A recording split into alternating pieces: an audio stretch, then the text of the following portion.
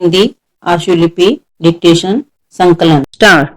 बांग्लादेश और हिंदुस्तान के बीच 1972 से कारोबार संबंधी करार लागू रहे हैं। आज की जरूरत के आधार पर सड़क, रेल, जल मार्ग को दुरुस्त करना आवश्यक हो गया है।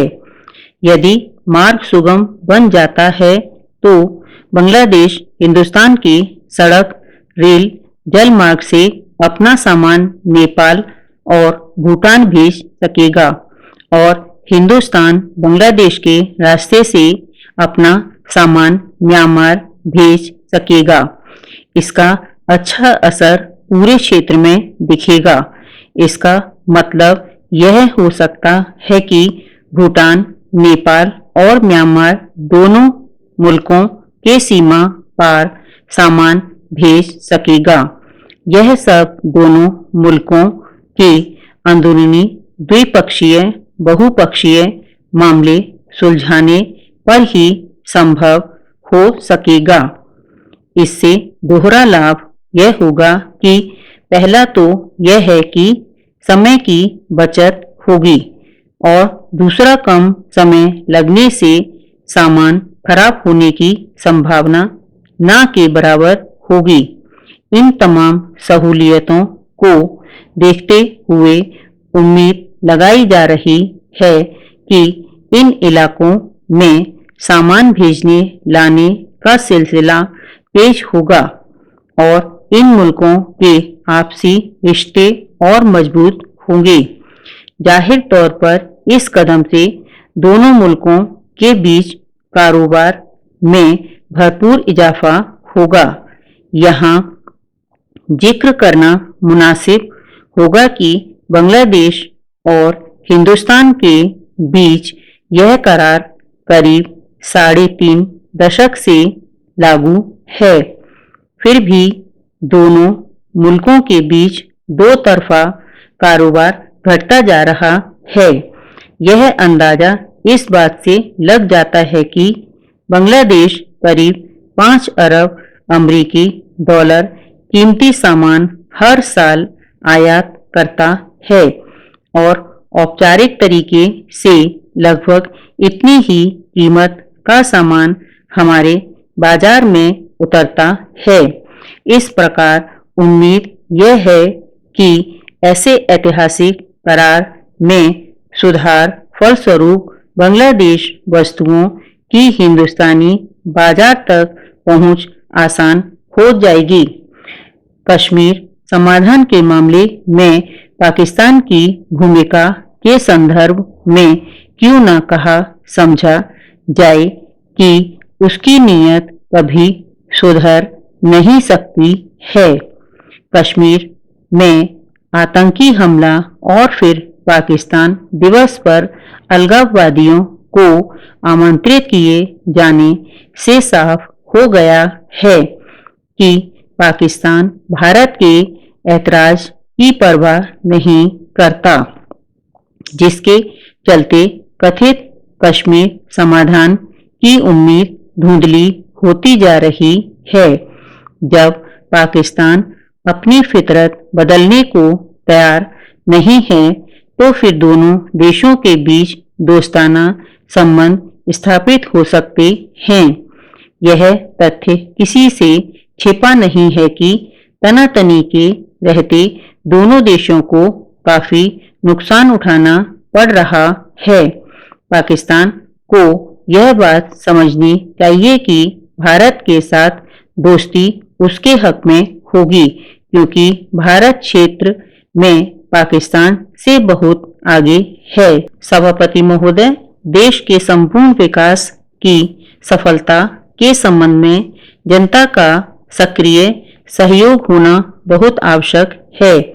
ग्रामीण विकास के बारे में वांछित उद्देश्य जब प्राप्त किए जा सकते हैं, तब लोगों में निर्णय लेने और लाभ प्राप्त करने में स्वयं को भागीदार समझने की सामर्थ्य हो। आजकल जो विकास कार्यक्रम चल रहे हैं, इन संचालित किए जा रहे कार्यक्रमों की असफलता के संबंध में मैं आपको बताना चाहूँगा कि समाज के कमजोर वर्ग के लोगों में अनभिज्ञता और असहयोग के कारण इन कार्यक्रमों का लाभ उन तक नहीं पहुंच पाता है जो वास्तविक रूप से हकदार हैं। अतः इस संबंध में प्रौढ़ शिक्षा की आवश्यकता को नकारा नहीं जा सकता। महोदय, इस बात से इनकार नहीं किया जा सकता है कि प्रौढ़ शिक्षा कार्यक्रम का उद्देश्य अनपढ़ को अक्षर ज्ञान कराने के अलावा उन्हें जीवन के प्रति व्यावहारिक बनाना है। दूसरा मकसद परिवार के अंदर परंपरागत रूप से चली आ रही बुराइयों से बचाना है ताकि उनका समग्र विकास हो सके। आज भी हमारे समाज में अनेक बुराइयां मौजूद हैं। आज भी हमारा समाज बाल विवाह, नशाखोरी, जमाखोरी, कालाबाजारी, मुनाफाखोरी, नफाखोरी, सूदखोरी, रिश्वतखोरी, घूसखोरी, चोरबाजारी, मिलावटखोरी, कर चोरी, दहेज प्रथा आदि से बुरी तरह से जकड़ा हुआ है। हमें प्रौढ़ शिक्षा के माध्यम से बुजुर्ग लोगों को इन परंपराओं से होने वाली हानियों से अवगत कराना चाहिए जिनमें वे प्रत्यक्ष रूप से जकड़े हुए हैं। मेरे विचार से इस कार्यक्रम का प्रमुख पहलू सामाजिक चेतना जगाना भी हो सकता है। प्रौढ़ शिक्षा केंद्रों के माध्यम से यह प्रयास किया जाता है कि सरकार के माध्यम से संचालित हो रही गतिविधियों की जानकारी ज़्यादा से ज़्यादा उन तक पहुंच सके। इस दृष्टिकोण को ध्यान में रखते हुए इन केंद्रों के माध्यम से ऐसी योजनाओं को प्रारंभ किया गया है जिससे वे अपनी आर्थिक समृद्धि के लिए कुछ सीख सकें। इन प्रौढ़ शिक्षा केंद्रों पर उनके लिए प्रशिक्षण कार्यक्रम आयोजित किए जाते हैं। यहाँ पर उन्हें अपने क्षेत्र के आसपास चल रही गतिविधियों के बारे में जानकारी दी जाती है। प्रशिक्षण के अलावा बैंक और सरकारी सहायता के बारे में भी जानकारी दी जाती है। इसके अतिरिक्त बेरोजगार लोगों को बैंक की तरफ से दिए जाने वाले ऋण और अनुदान के बारे में भी जानकारी दी जाती है। इस प्रकार प्रौढ़ शिक्षा के माध्यम से प्रौढ़ों को साक्षर बनाकर अपने रहन सहन का स्तर ऊंचा उठाने से सक्रिय भाग लेने हेतु उत्साहित किया जाता है। महोदय, शहरी तबका हो या ग्रामीण तबका, चाहे उद्योगपति हो अथवा किसान, विद्युत कटौती की समस्या से सभी लोग ग्रसित हो रहे हैं। लेकिन मंडल ने इस समस्या को दूर करना छोड़कर अब अघोषित कटौती की बजाय घोषित कटौती का जामा पहना दिया है।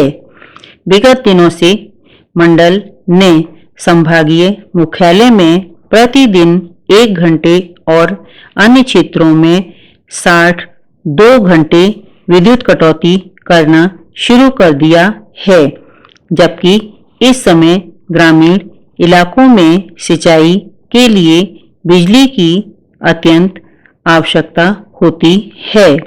इसलिए निर्बाध रूप से बिजली की आपूर्ति होना चाहिए।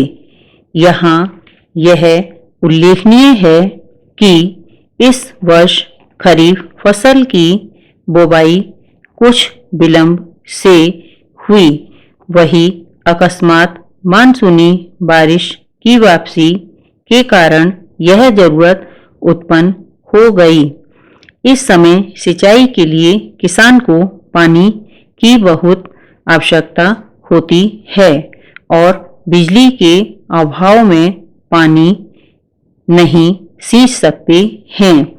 इसलिए यह मुद्दा बिजली से संबंधित हो जाता है। इस प्रकार के बिजली व्यवस्था में व्यवधान होने से खेती करना कठिन हो गया है। रबी फसल या अक्टूबर-नवंबर के समय बिजली की जितनी मांग होती है वह मांग अभी-अभी बढ़ गई है। मांग के अनुसार पूर्ति न होने से कृषकों को बहुत परेशानी का सामना करना पड़ रहा है। बिजली के अभाव में अनेक उद्योगों में उत्पादन ठप होने की स्थिति पैदा हो गई है। कई लघु और मध्यम उद्योगों ने उत्पादन करना ही बंद कर दिया है। खबरों के मुताबिक विद्युत कटौती के कारण कई औद्योगिक क्षेत्रों में उत्पादन बड़े पैमाने पर प्रभावित हो रहा है। यही स्थिति लगभग सारे औद्योगिक क्षेत्रों में उत्पन्न हो रही है। राष्ट्रीय ताप विद्युत निगम की 21 मेगावाट की एक इकाई उचित रखरखाव के अभाव में इन दिनों बंद पड़ी हुई है, क्योंकि बीच-बीच में ताप विद्युत घरों में व्यवधान होता रहा है, जो कि उसके कर्मचारियों की लापरवाही और उदासीनता का ही नतीजा है। कई बार बड़ी दुर्घटनाओं के कारण मंडल करोड़ों रुपए की हानि उठाता रहा है, जो इसके अर्थतंत्र को कमजोर कर रहा है। नतीजतन यदि मंडल विद्युत उत्पादन के लिए नई परियोजनाओं तथा इकाइयों में नई तकनीकी विकसित करने या आयात करने में सक्षम नहीं होता है, तो इसके लिए मध्य प्रदेश विद्युत उत्पादन मंडल की जवाबदारी साबित हो जाएगी। विद्युत मंडल की 4 विद्युत उत्पादन इकाइयां राष्ट्रीय स्तर पर पुरस्कृत हो चुकी हैं। इसके बावजूद आवश्यक विद्युत आपूर्ति नहीं कर पाना बेहद चिंताजनक बात है। इस पर मंडल समेत सभी संबंधित जिम्मेदार पक्षों को व्यापक विचार विमर्श करना चाहिए। स्टॉप। हिंदी डिक्टेशन के लिए एक्सप्लोर स्टेनोग्राफी चैनल को लाइक करें, सब्सक्राइब करें, बेल आइकन को प्रेस करें और वीडियो को शेयर करें।